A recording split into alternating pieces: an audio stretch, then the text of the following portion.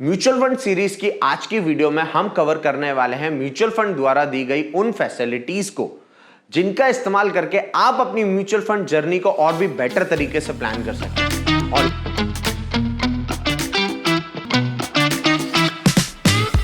और ये जर्नी शुरू होती है इन्वेस्टमेंट के साथ। जब भी म्यूचुअल फंड में इन्वेस्टमेंट की बारी आती है, बात आती है, तो हमारे पास दो ऑप्शन अवेलेबल होते हैं, जिसमें सबसे पहला ऑप्शन होता है लमसम इन्वेस्टमेंट, मतलब आप एक साथ बड़ा पैसा फंसा दो या लगा दो। सेकंड जो ऑप्शन होता है वो होता है एसआईपी यानी systematic investment plan. Mutual fund में एसआईपी उसी तरीके से काम करती है जिस तरीके से हमारी ईएमआई काम करती है लोन के प्रति। बस फर्क इतना होता है, ईएमआई हम पे करते हैं लोन भरने के लिए, एसआईपी हम पे करते हैं हमारा इन्वेस्टमेंट करने के लिए। जब भी आप किसी भी म्यूचुअल फंड में एसआईपी करते हो तो आपको 3-4 ऑप्शन सेलेक्ट करने पड़ते हैं। सबसे पहले म्यूचुअल फंड की स्कीम। अगर आप ये डिसाइड नहीं कर पा रहे हैं कि आपको किस म्यूचुअल फंड की स्कीम में पैसा लगाना चाहिए, तो आप इस म्यूचुअल फंड की सीरीज की पिछली वीडियोस देख सकते हैं, जिनका लिंक मेरी इस वीडियो की डिस्क्रिप्शन में भी अवेलेबल है। तो जब भी आप म्यूचुअल फंड में एसआईपी करने का सोचते हैं तो सबसे पहले आपको डिसाइड करना पड़ता है कि आप किस स्कीम में पैसा लगाना चाहते हैं। यानी पहला पॉइंट चाहिए हमें स्कीम, दूसरा पॉइंट चाहिए अमाउंट कि आप कितने अमाउंट से अपनी एसआईपी शुरू करना चाहते हैं। तीसरा उस एसआईपी की फ्रीक्वेंसी, क्या आप ये एसआईपी मंथली बेसिस पे करना चाहते हैं या क्वार्टरली बेसिस पे या हाफ ईयरली बेसिस पे या ईयरली बेसिस पे। और चौथा टेन्योर, कि आप कितने समय तक के लिए अपनी एसआईपी को प्लान कर रहे हैं। हमेशा याद रखना, म्यूचुअल फंड में इन्वेस्टमेंट जब भी आप स्टार्ट कर रहे हैं करना, तो आपका माइंडसेट लॉन्ग टर्म का होना चाहिए। म्यूचुअल फंड्स में हमेशा अच्छे रिटर्न 3 या 4 साल के बाद ही देखने को मिलते हैं। और हमेशा एक एक्स्ट्रा टिप दे रहा हूं आपको इस वीडियो में, जब भी आपका मार्केट 10 से 15% का करेक्शन करता है ना गाइस, तब आपके लिए एक अपॉर्चुनिटी होती है कि आप अपने एसआईपी को और बढ़ा दें या फिर उस समय लमसम अमाउंट डाल के उस मार्केट के सिनेरियो का फायदा उठा लें। ठीक है, अच्छा, टेन्योर डिसाइड कर लेंगे कि कितने समय तक की हमें करनी है, प्लस एक डेट डिसाइड करनी पड़ती है गाइस कि हम ये एसआईपी जो कटवाएंगे हमारे अकाउंट से वो किस डेट को कटनी चाहिए। ठीक है, ये तो बात आ गई पैसे लगाने की फैसिलिटी, जिसे हम बोलते हैं सिस्टमैटिक इन्वेस्टमेंट प्लान यानी एसआईपी। इसके बाद सेकंड ऑप्शन क्या होता है, देखिए जनरली अगर मैं अपनी इन्वेस्टमेंट जर्नी की बात करूं तो ये इन्वेस्टमेंट जर्नी तब स्टार्ट होनी चाहिए जब आप एग्रेसिव इन्वेस्टर होते हैं, फिर आप धीरे धीरे कन्वर्ट हो जाते हैं मॉडरेट इन्वेस्टर के कैटेगरी में। अब मॉडरेट इन्वेस्टर क्या चाहेगा कि उसका पैसा जो है वो 2 तरीके के म्यूचुअल फंड में लगे, या एक जिसका मोटिव हो, इन्वेस्टमेंट ऑब्जेक्टिव हो कैपिटल गेन देना, और दूसरा इन्वेस्टमेंट ऑब्जेक्टिव हो उसको एक फिक्स्ड इनकम देना, है ना। और बट एक चीज और हमने पिछली वीडियो में कवर की थी कि कैसे एक मॉडरेट इन्वेस्टर धीरे धीरे कंजर्वेटिव की तरफ बढ़ता है और उसकी रिस्क टेकिंग कैपेसिटी धीरे धीरे कम हो जाती है। तो इस चीज को मैनेज करने के लिए म्यूचुअल फंड्स में एक और फैसिलिटी अवेलेबल होती है जिसको बोला जाता है सिस्टमैटिक ट्रांसफर प्लान। और अगर आप सिस्टमैटिक ट्रांसफर प्लान का उपयोग करते हैं तो आप ये डिसाइड कर सकते हैं कि कितने समय के बाद आपका पैसा एक स्कीम से निकल के दूसरी स्कीम में ट्रांसफर हो जाए। फॉर एन एग्जाम्पल, मान लेते हैं मैं कोई एग्रेसिव इन्वेस्टर हूं, समझना इस चीज को, तो ऑब्वियस सी बात है, मैं मान लेते हैं मैंने अपना पूरा पैसा इक्विटी ओरिएंटेड म्यूचुअल फंड में लगा रखा है। अब धीरे धीरे मेरी एज बढ़ी, मेरी शादी हुई, मेरे बच्चे हुए, मैं चाहूंगा मैं अपना पैसा फिक्स्ड इनकम वाले म्यूचुअल फंड में भी लगाऊं, राइट। तो मान लेते हैं मेरा इस समय, जब मैं 30 साल का हुआ, मेरी शादी हुई, तो मेरे पास इक्विटी में टोटल 10 लाख रुपए हो रखे हैं इकट्ठे।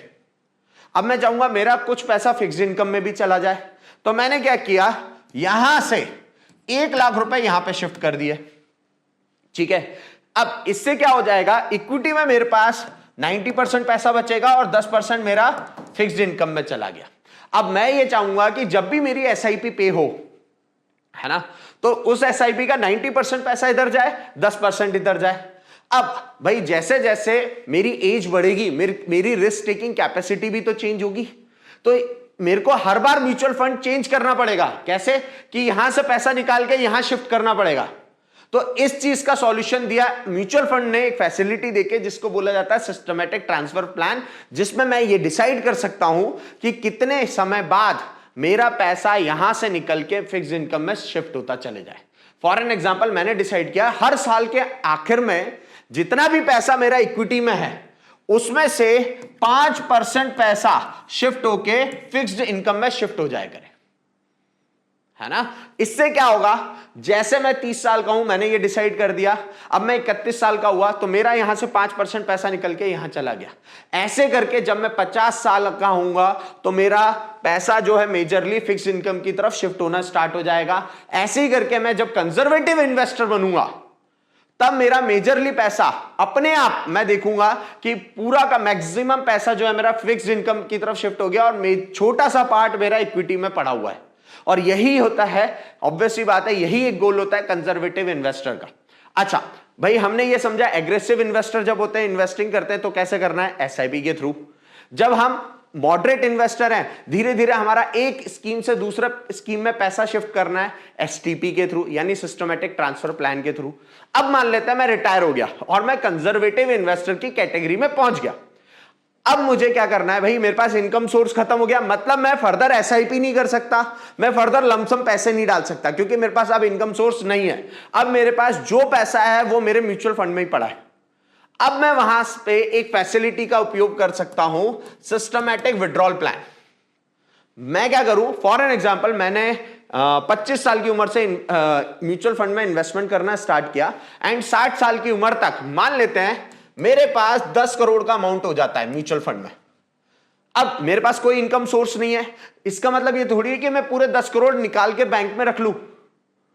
मैं थोड़ा स्मार्टली प्ले करूंगा, क्योंकि मेरे को पता है मैं कंजर्वेटिव स्टेज में आ चुका हूं, मतलब ये मेरा पैसा लगा होगा कहीं ना कहीं फिक्स्ड इनकम म्यूचुअल फंड में। मान लेते हैं फिक्स्ड इनकम पर जो है वो है 10%। कितना है? 10%। अब मेरा 10 करोड़ लगा है, साल भर में मुझे 10% अगर रिटर्न मिल रहा है तो क्या मैं ये बोल सकता हूं मुझे साल भर में 1 करोड़ का रिटर्न मिल रहा है ना। तो अब मैं क्या, अगर स्मार्टली इसको प्लान करूं तो मैं कर सकता हूं सिस्टमैटिक विड्रॉल प्लान, जहां पे मैं ये डिसाइड कर लेता हूं कि हर महीने के आखिर में या हर महीने की स्टार्टिंग में मेरे पास जितना म्यूचुअल फंड में पैसा लगा है उसका एक फिक्स्ड अमाउंट विड्रॉल हो जाए। इससे क्या होगा, मेरा ये जो 10 करोड़ है ये 10 का 10 करोड़ बना रहेगा। उस साल का जो भी रिटर्न आया वो एज अ मैंने हर महीने के इक्वल अमाउंट में विड्रॉल करना स्टार्ट कर दिया, जो कि कहीं ना कहीं मेरे लिए पेंशन का रूप में काम करेगा। और यही इन्वेस्टमेंट का अल्टीमेट गोल होता है कि रिटायरमेंट के टाइम पे आपको किसी भी तरह का इश्यू नहीं आना चाहिए।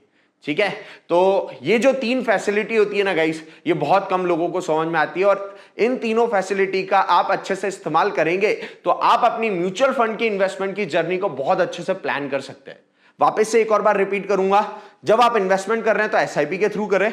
मॉडरेट कैटेगरी में आ गए तो एक स्कीम से दूसरी स्कीम में जब आपको पैसा शिफ्ट करना होता है, इक्विटी ओरिएंटेड से धीरे धीरे आपको fixed income oriented mutual fund में पैसा बढ़ाना होता है, तो उस समय आप इस्तेमाल कर सकते हो सिस्टमैटिक ट्रांसफर प्लान।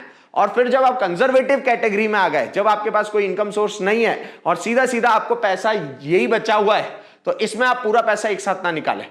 आप क्या करें? सिस्टमैटिक विड्रॉल प्लान का इस्तेमाल करें और धीरे धीरे करके यहां से पैसा निकालना स्टार्ट कर दें। ठीक है, फिर इसके अलावा एक और फैसिलिटी होती है जिसको बोला जाता है गाइस स्विच। जब भी आपको किसी एक म्यूचुअल फंड से पूरा पैसा निकाल के दूसरी स्कीम में शिफ्ट करना होता है, तो म्यूचुअल फंड एक फैसिलिटी देता है जिसको बोला जाता है स्विच, है ना। तो आप स्विच का इस्तेमाल करके एक स्कीम से पूरा पैसा निकाल के दूसरी स्कीम में शिफ्ट कर सकते हैं। इसके बाद एक और फैसिलिटी होती है जिसको बोला जाता है डिविडेंड ट्रांसफर प्लान, जो कि बहुत कम लोगों को पता है।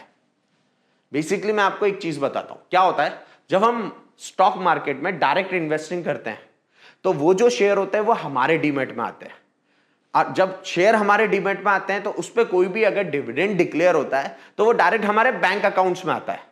बट जब आप म्यूचुअल फंड के थ्रू किसी शेयर में परचेजिंग होती है हमारे बिहाफ पे, तो वो शेयर जाता है डीमेट अकाउंट किसमें, म्यूचुअल फंड के। तो उस पे अगर कोई डिविडेंड आता है तो वो म्यूचुअल फंड को रिसीव होता है, बट ये म्यूचुअल फंड हमें क्लेम करना पड़ता है म्यूचुअल फंड के में एक फॉर्म भरने के बाद। फॉर्म के थ्रू हम उसको क्लेम कर सकते हैं, है ना।